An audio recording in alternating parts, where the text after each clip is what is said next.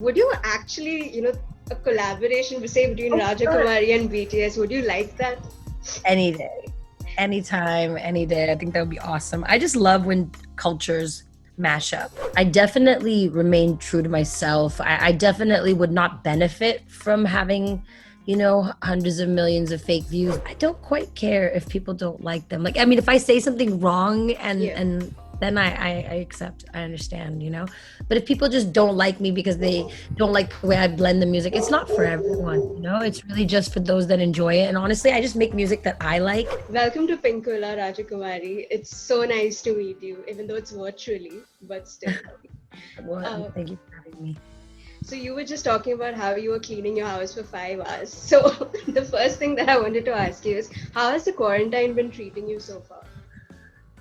I have learned to do so many things. I have learned to take care of myself, and I've learned to enjoy it. Like, it hasn't been like, normally if I was trying a diet, it would be like, we have to change my diet tomorrow. But it's really just been about little changes that have now changed my whole lifestyle. So I'm just really happy, by myself, doing my own thing. The other thing that I wanted to ask you is, your song Peace is actually, drastically different from the work that we're used to seeing from you. Mhm. And you had also said that you'd written it at, a difficult point of time when you're trying to figure out yourself and, the whole existential crisis that we go through. So how do you think Peace is different from all of your other work, and what was the message that you wanted to send out to people through that song? I think peace is different for everyone because they've never heard me write like that. But peace is very much the type of song I started writing. Like, that's like when I first started writing, I wrote a lot of songs like peace. They were like very spiritual, they were very clear, they were very like simple, they weren't very aggressive. So for me, it was like a return to the source, like return to how I started. So it was fun to be able to share that side of myself with everyone. And the song is written like an affirmation. I mean, like the way the lyrics written, Elvis Brown, he's a longtime collaborator of mine. He came to Bombay to work on my album with me, and we wrote this song together. And we were talking a lot about positive affirmation, about how repeating certain things, can give that effect in your life, and like really watching your words. So instead of writing a song about like feeling sad or whatever I was going through at the time, being away from my family and everything, piling up in the ways that it tended to do, before we all to deal with ourselves. Um, the song was written, as like a prescription for that, and the fact that it was ready, and it was ready to put out at the time that it did in July, and it being like the first time I had gone outside during the quarantine to nature, was shooting that video. And I had gone from having a 13-person staff with like glam team to like doing everything by myself. So it was a different experience, but liberating. And I'm just so thankful that people are accepting this part of me, this side of me, because it's a direction I definitely want to go more into. Going back to your roots, kind of, we have NRI, which, you're talking about how you're juggling between, being an American and an Indian. So how do you think your Indianness has changed over time? You also see your progression with your lyrics, the way you write your songs. So how do you think your Indianness has, changed over the years? I think I've just become more unapologetic. Like, I don't know. I think I've maintained that level of like balance. It's always been in this like frequency thing for me. It's like mixing the fashion with the sounds and the visuals and the concepts. I think I've been able to explore more things. If you look at Bindis and Bangles, that was one of the craziest things I've ever got to put on film. I'm so thankful that I did it when I did, because 2020 has showed us that, like, we don't always have all the time in the world to do these things. So I'm thankful, my team pushed themselves, and we made that happen. But I think, yeah, I think it's like a safer place for my Indianness. I think people have become a lot nicer. So, So yeah. I wanted to ask you, as an artist, right? So when, like right now we're in a phase where trolling has become, the next big thing. And what, people like to pinpoint each and every lyric, if they find something offensive, which, everybody finds everything offensive right now. Mhm. So how do you stay true to yourself as an artist when you're writing your lyrics, but at the same time, are you politically correct? Do you think about that when you're writing your lyrics? How exactly do you go through that? I mean, we all learn from experience, like being trolled or whatever. I think we tried, I think all artists try to not be affected by it and to still create, but I definitely think a little bit, about my lyrics, make sure that I mean what I mean to say, because I think being taken out of context and also Exactly. coming from one culture and not quite understanding how it can affect people is really serious. So I guess I'm definitely been a lot more careful with my lyrics, but I don't quite care if people don't like them. Like, I mean, if I say something wrong Yeah. and then I accept, I understand, but if people just don't like me because they don't like the way I blend the music, it's not for everyone, it's really just for those that enjoy it. And honestly, I just make music that I like. I make music that sounds good to me and I share it with the world, and I'm happy when people agree. The other thing that I wanted to ask you is, you were a part of the Dil Bechara soundtrack, and you said that over years I've seen your interviews where you've spoken about your admiration for A.R. Rahman, who you worked with a couple of times. And given that Dil Bechara is a very special film right now because it's like a dedication to Sushant, so what was it like being a part of that album and a part of that song, which if you go through the YouTube section, everyone's going to be like, okay, that is a song that you have to listen to. So what was that feeling like? Even writing that song was so like spur of the moment. I was in town in Chennai for a show that that Rahmanji had invited me to perform with him. So I was already living one dream, and I went to see him at the studio, and he just said, "Oh, I was wondering if you have an idea for this." And it actually just came out like this. I think I wrote it in like less than 10 minutes. I just sat down Was and it like in the night? yeah, it was in the middle of the night. I think it was like 1 a.m. My mom was there. She came with me and she was up really late because I wanted her to finally meet AR. And I just said, okay, sit right here for 10 minutes. And I went inside and just wrote it and I just recorded it. And I remember watching the film, that scene of the film where the song appears.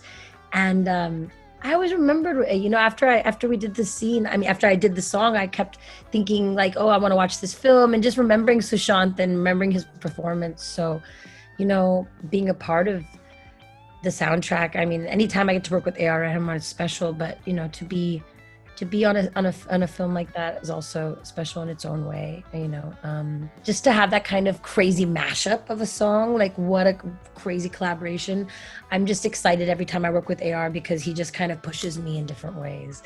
I mean, even in that performance, he made me sing in Tamil. Like, I was like, I don't sing in Tamil. He's like, you are singing in Tamil right now. So, I just kind of follow him wherever he leads. Speaking of your writing skills, you started off obviously as a very successful songwriter. You worked with people like Gwen Stefani, Fall Out Boy. I still can't believe you co-wrote Centuries, by the way. Yeah. I love that song. Oh, I'm But so happy. so what I wanted to ask you is, when did you have like that eureka moment? You know what? I'm going to sing my lyrics now. I'm just not going to write for everyone. I'm going to write for myself. So when did you have like that eureka moment? It wasn't such a good thing. It was more like I was upset. I think I've talked about this before, and I don't mean to be mean about her over and over again, but Iggy Azalea shot a video in India where it was called Bounce. And I just felt like she put on like Indian culture like a costume, and it just like, I guess it made me upset because it had like elements of a videos that I had dreamt about making one day, like that I had written about in my journal, like I want to do this and this, and then seeing it done by someone who wasn't from the culture or didn't understand it just made me feel like, okay, I have to wake up now, and if I don't do it, then I don't know who will, and I need to go, make this happen. So I can't be mad about it now. I credit her for waking me up. What was it like, the day that you heard that you got a Grammy nomination? I know we're going like throwback, but I'd love to know what your reaction was when you found out. I was in the gym. I knew they were making announcements that day. I didn't even think anything of it. I had a lot of friends that had huge records that year. So I was just, watching the announcements, and then my phone just starts exploding. And I just was on the treadmill. I just stopped the treadmill. I ran outside and called my mom and started crying. So that was what happened.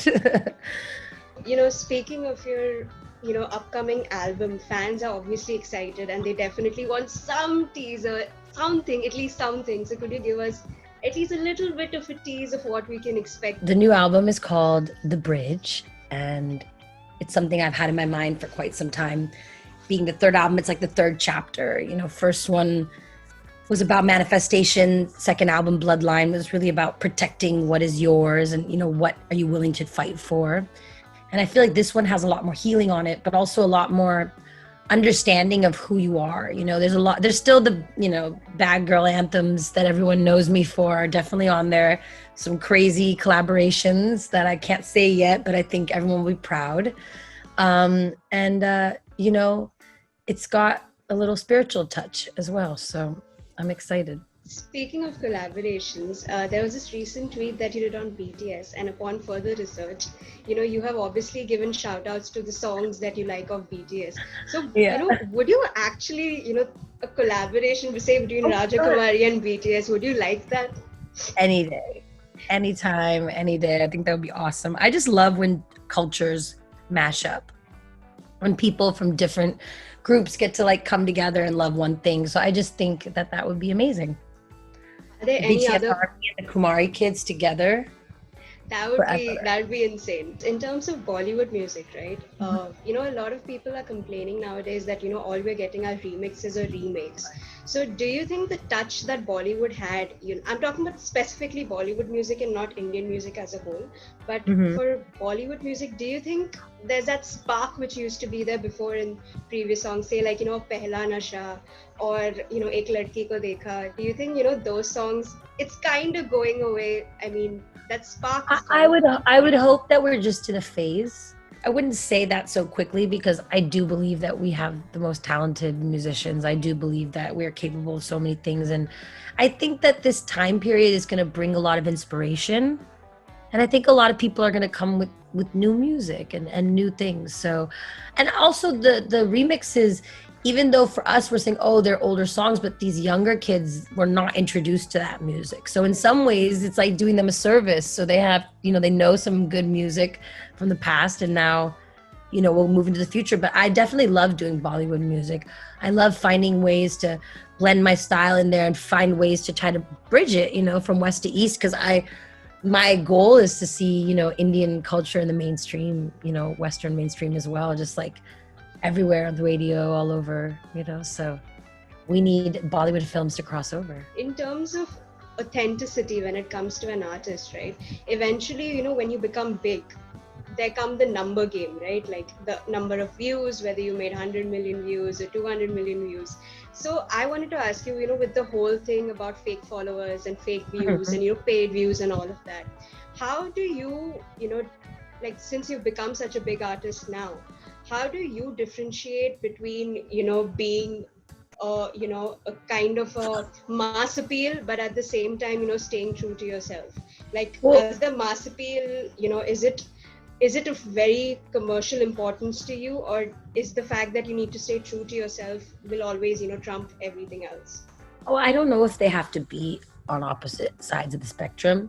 I definitely remain true to myself. I definitely would not benefit from having, hundreds of millions of fake views, because I really feel like the views and the comments and everything, they tell you who really is into your music. They tell you what regions are into your music. And I've always used that data to know like where my shows should be and like, who's really reacting to which songs and which videos do they watch more, which content can I create more of. So I personally don't like to buy anything like that, because then it just skews all my data and I can't do my job as well as I'd like to.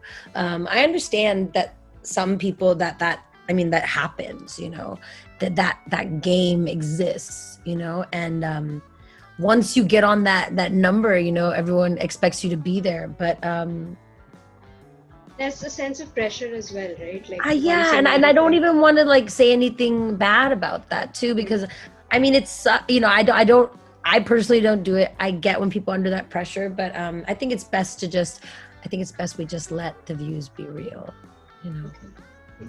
I didn't answer, I And mean, I don't answer that any other way. thank you so much. I hope you had a great time, and it was great Yes, thank conversing with you. yeah. And waiting for your album. Oh, it's coming. Don't worry. I'm working hard. I promise. And I Bye. promise there'll be the bad girl anthems. Bad anthems for sure. Thank Anyways, thank you. you. Bye.